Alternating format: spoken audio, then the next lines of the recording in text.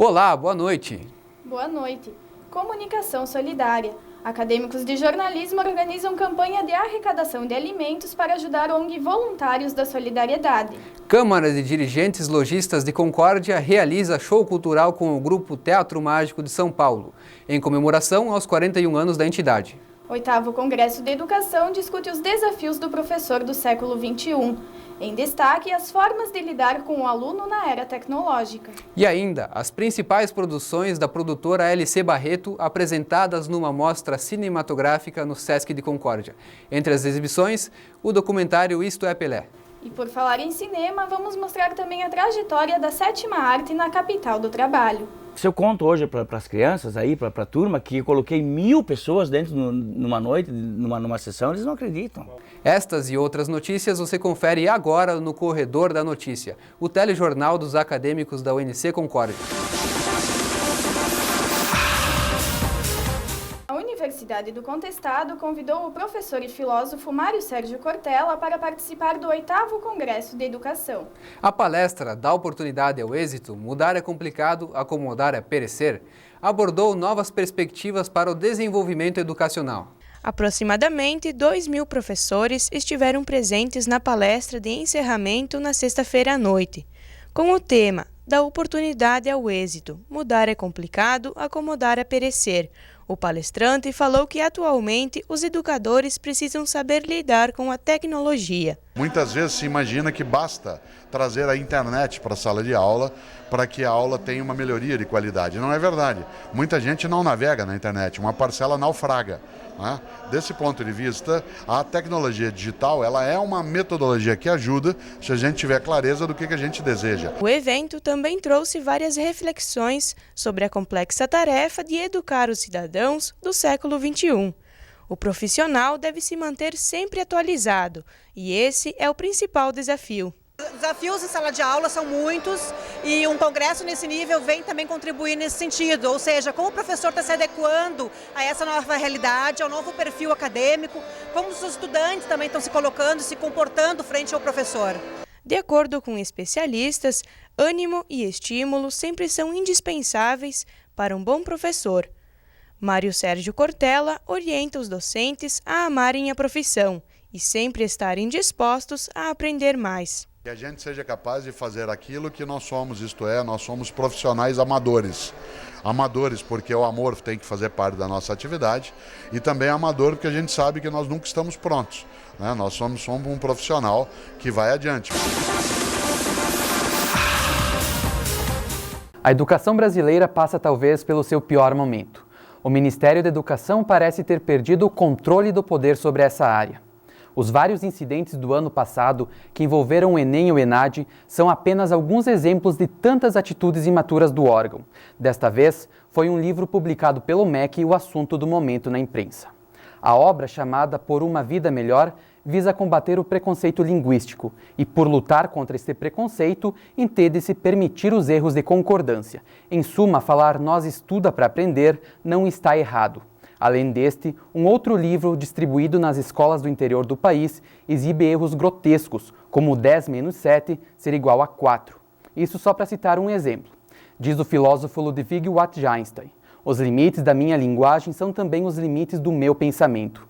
É disso que o MEC parece privar os cidadãos brasileiros. Estes que já têm uma cultura suscetível a erros, agora se sentem amparados para cometê-los.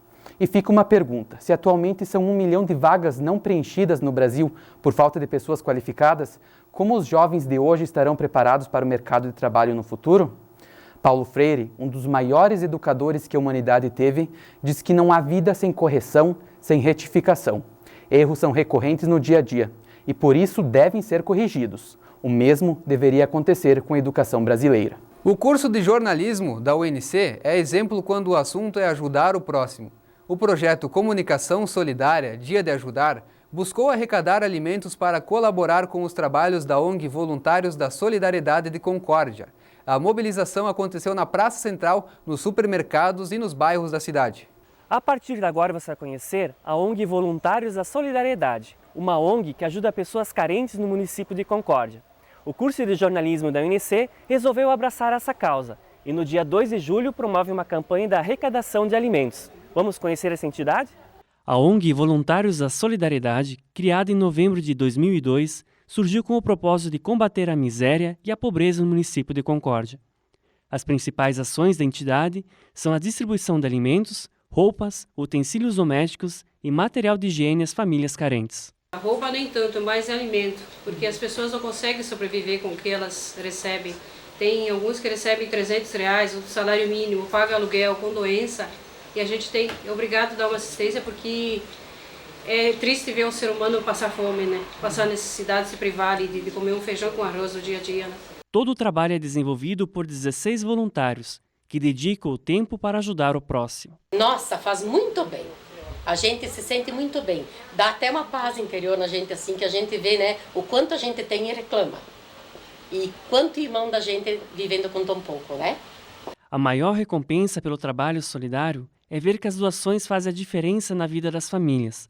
Na casa da dona Nelly e seu Darcy, que sofre com o câncer de pulmão, tudo o que chega é aproveitado. Desde quando eles começaram a me ajudar é muito importante para nós. Porque tendo doença dentro de casa não é fácil. Eu não sou aposentada, né? Eu tenho que trabalhar de faxineira para poder sobreviver, né? E ele, com a aposentadoria dele, vai mais os remédios do que... né? E aquilo, a comida que vem para mim aqui é uma bênção de Deus. Eles ficam aí conversando um pouco com a gente, né? Ficam falando uma coisa que das vezes a gente não sabe, eles explicam. Tem um velhinho aí que ele sabe bem. Para conseguir ajuda aos que precisam, a ONG também necessita da ajuda da população e dos órgãos públicos, para subsidiar as despesas com aluguel, combustível e demais gastos. A Coopercarga e a Patrimonial são empresas parceiras da entidade, mas é preciso que haja uma contribuição maior das pessoas e do poder público. Falta o poder público dar uma mãozinha a mais para nós, porque na realidade isso aqui é o poder público que teria que estar fazendo, não nós. Por isso o curso de jornalismo pega carona com os voluntários da solidariedade e se coloca a serviço para ajudar quem precisa. Com a campanha de arrecadação de alimentos, os futuros jornalistas farão a parte deles enquanto comunicadores sociais e principalmente como cidadãos dessa sociedade carente de apoio. As magias do circo, do teatro e da música unidas em um único espetáculo. O Teatro Mágico se apresentou pela primeira vez em Concórdia, para um público seleto. 1 quilo de alimento não perecível em troca de 2 horas de espetáculo. Assim, o Teatro Mágico fez uma apresentação inédita no oeste de Santa Catarina. Aproximadamente 300 pessoas acompanharam o espetáculo, marcado pela irreverência e originalidade do grupo de São Paulo. O show marcou os 41 anos da CDL de Concórdia. A magia teatral tomou conta do público que interagiu a cada canção. E o movimento dos integrantes uniu a dança e a arte da expressão corporal à sonorização que contagiou o espectador.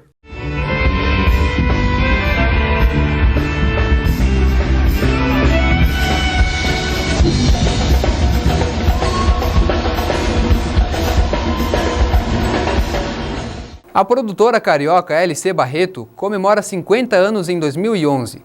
Em homenagem, o SESC, Serviço Social do Comércio de Concórdia, fez uma seleção das melhores produções e exibiu para a comunidade.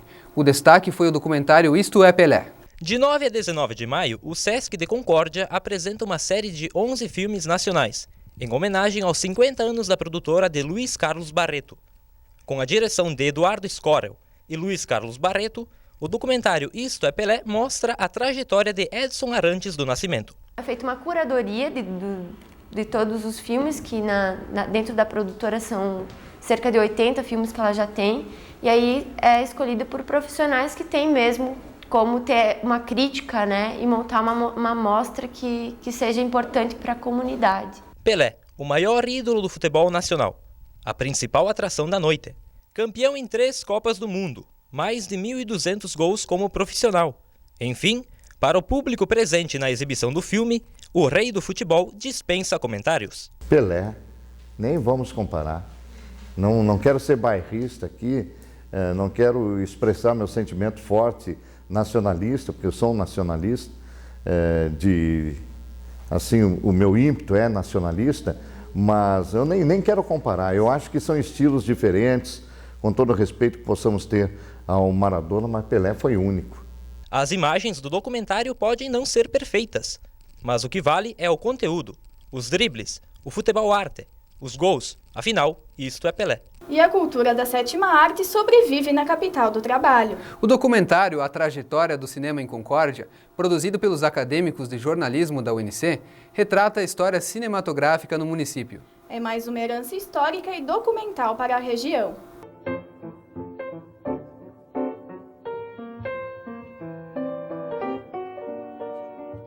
Os irmãos Lumière realizaram a primeira projeção de cinema em 1985. E mais de 100 anos depois, Concórdia, no oeste catarinense, tem o privilégio de apreciar a arte deixada pelos irmãos franceses, o cinema.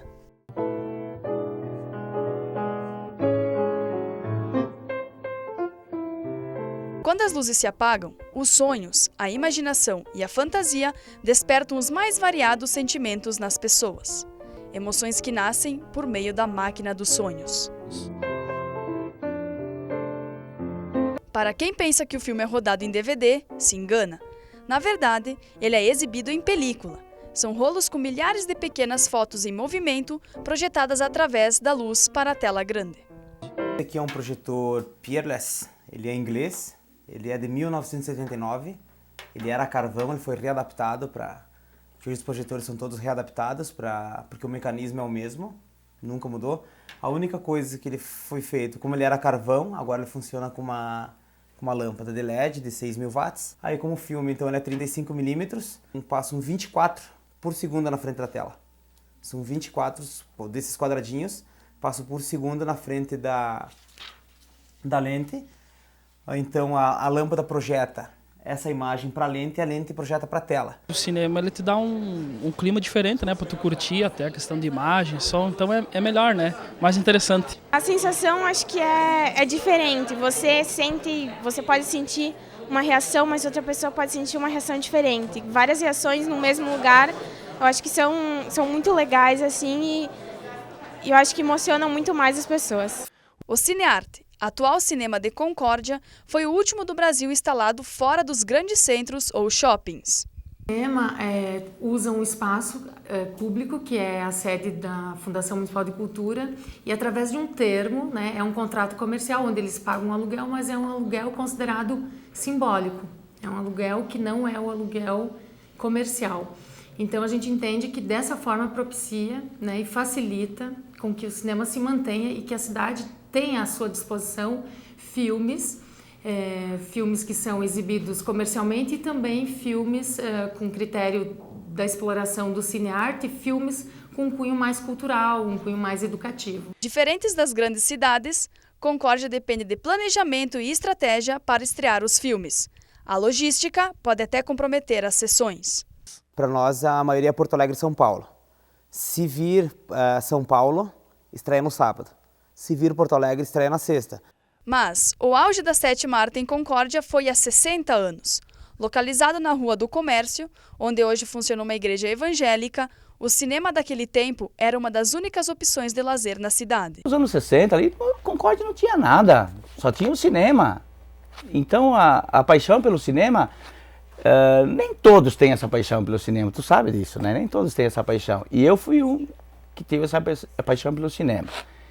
Então, como só tinha o cinema, Concórdia, era cinema ou futebol, ou jogar uma bolinha, tudo, o entretenimento era o cinema. Se eu conto hoje para as crianças, aí para a turma, que eu coloquei 1.000 pessoas dentro numa noite, numa sessão, eles não acreditam. Qual foi o filme? O Inferno na Torre. O cinema tinha capacidade para 1.050. Eu coloquei 1.000 pessoas. Naquela noite tinha fila no Bradesco, para baixo, tinha 2 bilheterias. E a segunda bilheteria ia até na Panicenter. A noite inteira saíam da missa, não tinha outra coisa para fazer. Apaixonado por cinema, Paf preserva a memória e as anotações dos bons tempos que viveu no cinema concordiense. Luz, câmera, ação. Da telona à produção cinematográfica. A partir de 2006, Concórdia passa a ser cenário de produções locais. Laços d'Alma, do cineasta Odair José Paz, foi o primeiro filme da cidade. O enredo é uma história de superação, fé e sonhos entre mãe e filho. Na verdade, ele nasceu de uma peça de teatro que a gente fez numa das encenações onde a mãe e o filho se encontravam. Na hora do reencontro, eles estavam mais felizes do que emocionados. Pô, mãe, eu te encontrei. É alegria, sabe? E muitas pessoas demonstram alegria com sorriso. Não precisa ser uma alegria com choro, né? Mãe e filho na ficção e na vida real. É a realização do sonho dos dois em fazer cinema. Foi uma experiência incrível, pois eu me senti muito honrada em poder atuar num personagem para o cinema.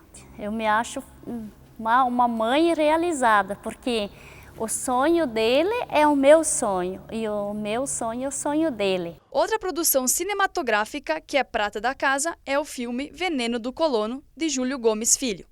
Os dilemas do homem do campo é o tema do curta-metragem. O fato que aconteceu misturado com uma ficção, porque ele é um filme de ficção, as pessoas que aparecem, os agentes que existem no filme, eles não são de nenhum órgão, eles são uma coisa clandestina. Os engravatados é um nome genérico que foi feito para generalizar poderosos, né, interesses de poderosos, né.